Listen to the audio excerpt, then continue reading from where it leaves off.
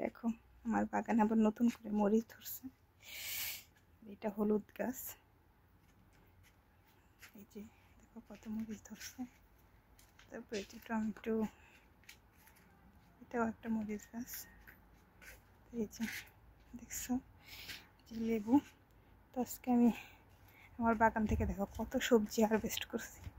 এই দেখো ডাঁটা এগুলো, তারপরে এই যে পুঁই শাক দেখছো, তারপরে এই যে আরেকটা নোনতা শাক এটা বলে।